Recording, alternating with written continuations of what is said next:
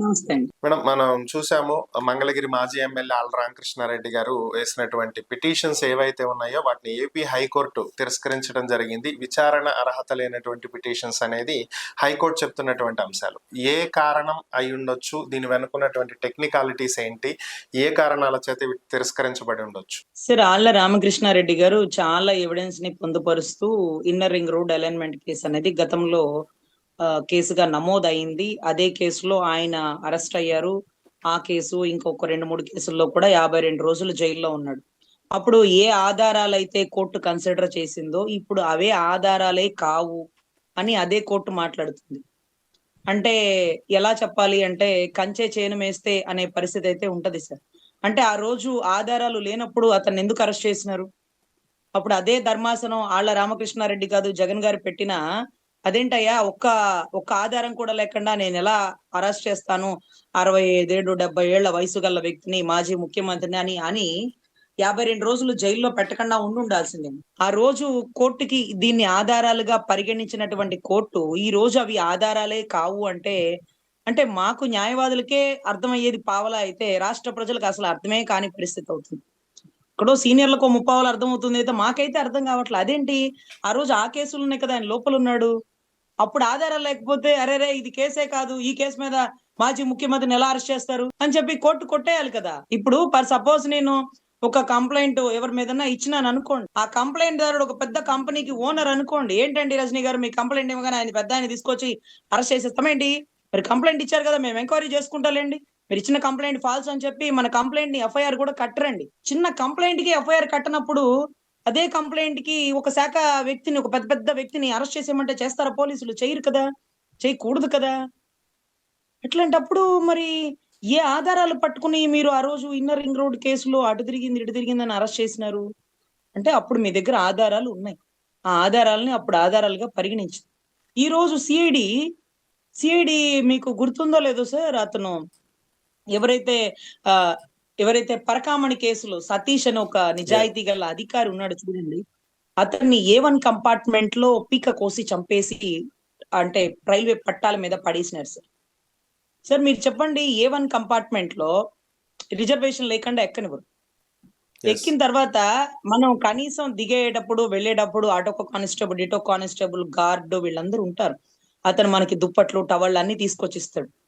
ఒక టవల్ పోతేనే పోకుండా వాళ్ళు జాగ్రత్తగా కాపాడేటటువంటి అటు గార్డులు ఇటు గార్డులు పోతుంటే చూస్తూ ఊరుకున్నారా? ఇంతవరకు సిఐడి హరీష్ అంటే అతను ఎవరు, ఏదో అయ్యర్ గారు, ఆయన పేరు ఏమో అయి ఉంటదండి, రవిశంకర్ అయ్యర్ గారి చేతిలో సిఐడి అంత అద్భుతమైన కేసును పెడితే ఈ రోజుకి అటకెక్కి కూర్చుంది కేసు. ఒక్క ఇన్వెస్టిగేషన్ పార్ట్ కూడా కదల. అది కదిలితే పరకామణి అంటే స్వామివారి సంపాదన ఎటు పోతుందో, ఏ దేశాలు దాటుతున్నాయో, ఎవరి చేతులు మారుతున్నాయో, దీని వెనకాల ఎవరున్నారో ఇవన్నీ బయటకు వస్తాయి. అది అక్కర్లా. కానీ ఎంత ఫస్ట్ గా ఎవరి కేసు చూసినారంటే ముఖ్యమంత్రి గారి కేసును చూసేసి అరే ఏ ఆధారాలు లేవు, ముఖ్యమంత్రి గారు నిజాయితీ పరులు అంటూ ఆ కేసులో క్లీన్ చిట్ ఇచ్చేసినారు. ఆ కేసులో ఏ ఆధారాలు లేవు, రింగ్ రోడ్ అటు తిరగలేదు ఇటు తిరగలేదని. మరి లింగంనేని రమేష్ గారి భూములు ఎందుకు కోట్లు ఖరీదైపోయినాయి? లింగంనేని రమేష్ గారి భూముల్లో లోకేష్ గారికి సంబంధించినటువంటి హెరిటేజ్ కి సంబంధించిన భూములేవో ఉన్నాయి అంటూ కంతెర్లో ఆ భూముల రేట్లు పెరిగినాయి, ఆ భూములు వారికి ఇచ్చారు, వీరికి క్విట్ ప్రోకో ద్వారా ఇచ్చారు. ఈ రింగ్ రోడ్ అటు తిరగడం వల్ల రమేష్ గారి భూములకి రేట్లు రావడం వల్ల అంటూ లింగంనేని రమేష్ గారే దాంట్లో ప్రథమ కీలక వ్యక్తి. మీకు తెలుసో లేదో ఆ కేసులో. ఈ రోజు జనసేన పార్టీ నుంచి ఒక ఎంపీ టికెట్ ఎవరికన్నా రాజ్యసభ టికెట్ ఇస్తే అది లింగంనేని రమేష్ గారి పేరే ప్రతిపాదనలో ఉంది. అంటే నాయకుడు చెప్తాడు, జనసేన అధినాయకుడు చెప్తాడు, మా అన్న ఏమంటాడంటే నేర చరిత్ర గలవాడు రాజకీయంలో ఉండకూడదు అని. సరేలేబ్బా, రాజకీయంలోకి వచ్చాక నేరాలు చేస్తే మనం ఆపలేం కదా, కానీ నేర చరిత్ర ఉన్నోడిని రాజకీయంలో తీసుకురాకూడదు కదా. మన సిద్ధాంతాల్లో అది కూడా ఒకటి కదా. మరి ఇన్ని కేసుల్లో లింగంనేని రమేష్ గారు కీలక పాత్ర, ప్రథమ ముద్దాయి అనుకున్నప్పుడు ఈ రింగ్ రోడ్ అడి తిరిగింది ఇటు తిరిగింది, ఇదే కాదు చైతన్య యాజమాన్య సంస్థల్ని కూడా ఆక్రమించుకున్నాడు అంటూ ఆ యజమాని కూడా ఎన్నో ఎవిడెంటరీతో ఆధారాలు పెట్టి కోర్టులో వేసి ఈ రోజు కూడా అరెస్ట్ పెండింగ్ ఉన్న కేసులు ఇంకా కూడా లింగంనేని రమేష్ గారు చుట్టూ తిరుగుతుంటే, ఆయనకి మనం రాజ్యసభ ఇస్తుంటే, రాజ్యసభ అది కూడా జనసేన కోటాలో. ఆయన ఎవరో మాకు తెలియదు, మా జెండా మోయలేదు, ప్రజారాజ్యం నుంచి చిరంజీవి గారితో కలిసి పనిచేయలేదు, మరి ఎవరు ఆయన? మా మంగళగిరి పార్టీ ఆఫీసు ఆయనే కొనిచ్చినారా, లేకపోతే ఆయన ఆధ్వర్యంలో కొన్నారా? ఇటువంటి పుకార్లే వస్తున్నాయి కానీ ఆయన ఎప్పుడు ఏ స్టేజ్ మీటింగ్ లో మాకు రాలే. కానీ ఆయన పెళ్లికి మాత్రం కళ్యాణ్ గారు సతీ సమేతంగా వెళ్ళారు. సో అది సెకండరీ థింగ్, తీసేయండి. ఇక్కడ ఇక్కడ ఈ కేసులో ఇంతమంది కీలక వ్యక్తులు ముద్దాయిలుగా ఉంటే, ఆ కీలక వ్యక్తులకి రాజ్యసభ టికెట్, ఆ కీలక కేసు ఏమీ లేనట్టుగా, ఆ కీలక కేసు ఉంటే ఇప్పుడు రాజ్యసభ సీట్ ఇవ్వడానికి ఇబ్బందేమో. అందుకని ఆ కేసు మొత్తం క్లీన్ చిట్ ఇచ్చేసి దాంట్లో చంద్రబాబు గారు, లోకేష్ గారు, లింగంనేని రమేష్ గారు, ఇంకా చాలా మంది వీళ్ళందరూ ఉన్నారు కదా. సో క్లీన్ చిట్ ఇచ్చేసినారు. అంటే ఆయన క్విడ్ ప్రోకో అన్నాడు, ఎంత రేటుకి పెంచారంటున్నాడు. అన్ని ఆధారాలు ఆళ్ల రామకృష్ణారెడ్డి గారి దగ్గర ఉంటే ఈ రోజు మీరు హైకోర్టులో కొట్టేపిస్తే సుప్రీం కోర్టులో వదులుతారా అండి? అంటే హైకోర్టులో ఏం వేసినారు? సిబిఐకి వేయమన్నారు. సిబిఐకి ఎందుకు వేయలేదంటే హైకోర్టు, సిఐడి దగ్గరే ఒక్క ఆధారం లేకపోతే సిబిఐకి ఇచ్చి ఏం చేయనమ్మా, ఏం చేయను, సిఐడి దగ్గరే ఆధారాలు లేవంట. అరే సార్, మా దగ్గర చాలా ఆధారాలు ఉన్నాయి సార్, అవి ఆధారాలు అవి కాదంట, అవి ఫేక్ అంట, సిఐడి చెప్పింది. మరి సిఐడి దగ్గర ఏమన్నా ఆధారాలు ఉంటే, ఏమన్నా అనుమానాలు ఉంటే సిబిఐకి పెట్టొచ్చు. కానీ సిఐడినే క్లీన్ చిట్ ఇచ్చింది, ఇతను నిజాయితీ పరుడు, ఇతని మీద ఇంత మచ్చలేదు. చంద్రబాబు గారికి అంటే చంద్రుడికి మచ్చ ఉంటుంది కానీ అంటూ సిఐడి నిర్ధారించేసిందంటే ఆళ్ల రామకృష్ణారెడ్డి అంటారు సిఐడి వారి వారి వారి సీటు కింద కుర్చీ లాంటిది. అలా అయిపోయింది సిఐడి వ్యవస్థ. మరి అది వారి మాటే వింటది కదా. అవును, మరి అప్పుడు సిబిఐకి ఎలా వెళ్ళాలి? ఈ దారి కాదా? ఏం పర్లేదు సార్, ఇంకో దారి వెతుకుతారు. న్యాయస్థానాల్లో న్యాయవాదుల దగ్గర, న్యాయమూర్తుల దగ్గర ఎన్నో దారులు ఉంటాయి. సో ఈ రకంగా వాళ్ళు కేసుల్లో తప్పించుకొని, మేము నిజాయితీ పరులని క్లీన్ చిట్ ఇచ్చేసుకొని, దాంట్లో కీలక ముద్దాయికి రాజ్యసభ ఇచ్చేసి, లేకపోతే ఇంకా కీలక ముద్దాయి ముఖ్యమంత్రి పదవిలో ఉంటూ, రింగు రోడ్డు అడి తిరిగింది, అడి తిరిగింది, ఎవరెవరికి ఎన్నెన్ని కోట్లు వచ్చేసినాయి, ఇవన్నీ కూడా ఇవాళ కాకపోతే రేపైనా ప్రభుత్వం ఏ ఒక్కరిని వదిలేది లేదు. సప్త సముద్రాలు దాటిన వారిని కూడా వెనక్కి తీసుకువచ్చి చట్టపరమైన చర్యలు తీసుకోవడంలో ఏమాత్రం వెనుకంజ వేసేదే లేదు. ఈ రోజు ప్రభుత్వం ఉంది కదా అని ప్రజాస్వామ్యాన్ని కూకటి వేళ్లతో పెకిలించి వేయాలనుకున్నటువంటి ఈ ఈ రాజకీయ నాయకులని అనుకుంటున్నారేమో, వీరి కబంధాస్తాల్లో ఉండే అధికారులు తప్పు చేస్తున్నారు అనుకుంటున్నారేమో, రిటైర్మెంట్ అయిపోతాను అనుకుంటున్నారేమో, దేశాలు దాటి వెళ్ళిపోదాం అనుకుంటున్నారేమో. రిటైర్మెంట్ అయిపోయిన వాళ్ళని తీసుకొస్తా, సప్త సముద్రాలు దాటిన వాళ్ళని తీసుకొస్తా, ఏ ఒక్కరిని వదిలేదు లేదు అంటూ జగన్ గారు భారీ స్టేట్మెంట్లు ఇచ్చేస్తుంటే సంతకాలు పెట్టే అధికారి కూడా గజ వణుకుతున్నాడు. సంవత్సరం తర్వాత అయినా ఆయన పట్టుకొస్తాడు సార్. ఆయన అట్లాంటి వాడే సార్. ఆయన అంతకుముందు ఎప్పుడు ఇలాంటి ఓపెన్ ఛాలెంజ్లు చేయలేదు సార్. ఎప్పుడు ఓపెన్ ఛాలెంజ్లు చేయలే. మా ప్రభుత్వం వచ్చింది అప్పుడు మేమేంటో చూపిస్తామనేవాళ్ళు. ఇప్పుడు ఏకంగా ఏం చూపిస్తామో ముందే చెప్తున్నాడు. ఏం చూపిస్తామో, ఎలా చూపిస్తామో ముందే చెప్తున్నాడు. అంటూ మెడికల్ కాలేజీకి టెండర్లు వేసేవాళ్ళు రావట్లేదు సామి అంటే, ఇంకా 40,000 భూములు ఎకరాల భూములు ఇచ్చే రైతులు ఆలోచిస్తున్నారు మళ్ళీ జగన్ వస్తేనని. ఈ రోజు అసెంబ్లీ మొత్తం అదే కదండి. జగన్ వస్తాడేమో, జగన్ రాడు, జగన్ని రానివ్వం, జగన్ రాకూడదు, ఇంత కూడా జగన్ గారి నామస్మరణే జరుగుతుంది. అరే నేను లేకపోయినా నా గురించే చర్చించుకుంటారు, నా గురించే ఆలోచిస్తున్నారు, నా గురించే భయపడుతున్నారు.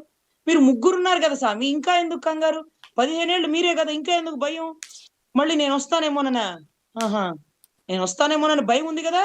జాగ్రత్తగా ఉండండి, వస్తే ఎలా ఉంటుందో తెలుసు కదా, ఒళ్ళు దగ్గర పెట్టుకోండి అంటూ కూడా ఆయన ఓపెన్ ఛాలెంజ్లు చేసేస్తున్న పరిస్థితి అయితే ఉందండి.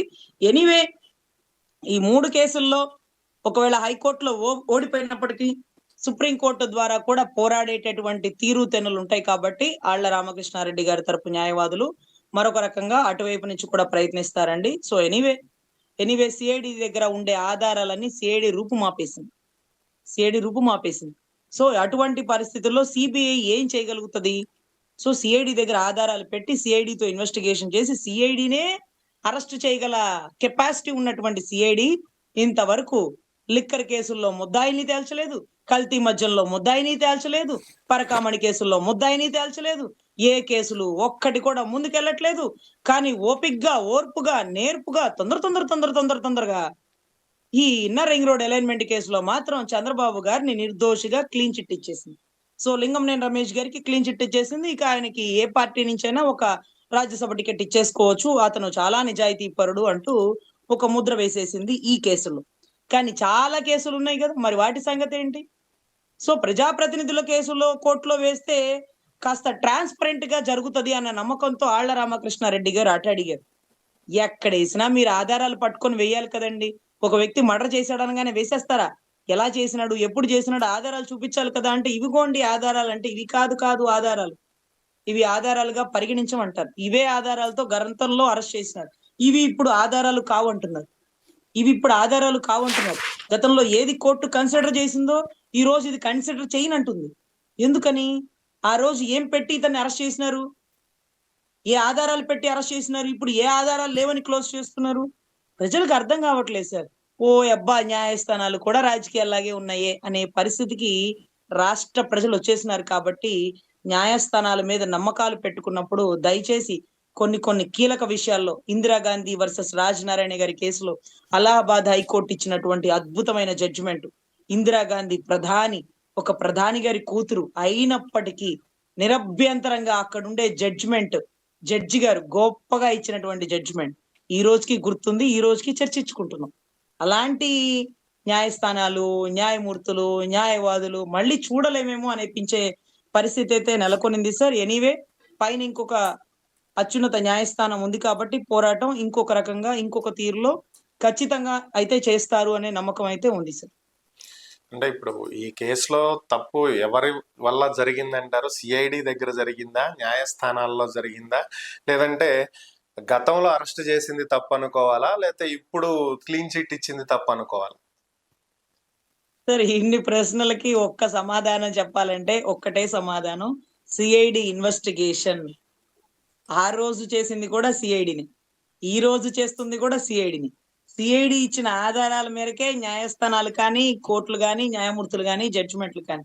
మీ దగ్గర లోటుపాట్లు పెట్టుకొని మమ్మల్ని అంటారేంటి సామి అంటూ న్యాయస్థానాలు, న్యాయమూర్తులు కూడా మాట్లాడుతున్నారు. మీరు కరెక్ట్ గా ఇస్తే మేము కరెక్ట్ గా చేస్తాంగా. కాసేపు ఇది ఆధారం అంటారు, కాసేపు ఇది కాదంటారు. మమ్మల్ని ఏం చేయమంటారు? న్యాయదేవతకి కళ్ళగంతలు కట్టేది దేనికి సార్? ఆధారాలు ఉంటేనే జడ్జిమెంట్లు ఇవ్వాలి. ఆధారాలు లేకపోతే నడి రోడ్డు మీద మర్డర్ చేసినటువంటి వ్యక్తి కూడా సాక్ష్యం ఎవరు చెప్పకపోతే అట మర్డర్ చేసినట్టు కాదు సార్. అందుకనే ఎన్నో మర్డర్ కేసుల్లో వాళ్ళు తప్పించుకునేది. సో దీంట్లో మనం న్యాయస్థానాల్ని, న్యాయమూర్తుల్ని నిందించలేం. కానీ ఈ ట్రాన్స్‌పరెంట్ గా పనిచేయాల్సినటువంటి నిజాయితీ గల అధికారులు, సిఐడి అధికారులు ఏదో ఉస్తాద్ భగత్ సింగ్ లాగానో, ఏదో భీమ్లా నాయక్ లాగానో పనిచేస్తే బావుంటది. అందరూ కూడా మీకెంత, మాకెంత అని వాటాలేసుకుంటే యూనిఫామ్ ఎప్పుడు తలదించుకోకూడదు, హ్యాట్ ఎప్పుడు తలదించకూడదు, పోలీసులు ఎప్పుడు రాజకీయ నాయకులకి సెల్యూట్లు చెప్పకూడదు అంటూ సినిమాల్లో డైలాగులు అయితే బాగున్నాయి. కానీ పాపం వారి పనిని వారిని చేసుకోనీయకుండా వారి పని కూడా వీరే చేస్తూ, వారేం పని చేయాలో కూడా వీరే నిర్ధారిస్తూ, వారే ఊరికెళ్ళాలో కూడా వీరే ట్రాన్స్‌ఫర్‌లేస్తూ, వారిని వారి చేతుల కింద పెట్టుకుంటే ఇక వారేం చేస్తారు సార్? వారు నిమిత్త మాత్రులు గదా! సో మనం ఓకే. దీంట్లో ఎవరిని అనుకోవడానికి లేదు సార్. పోలీసుల్ని అనుకోవడానికి లేదు, న్యాయస్థలాల్ని అనుకోవడానికి లేదు.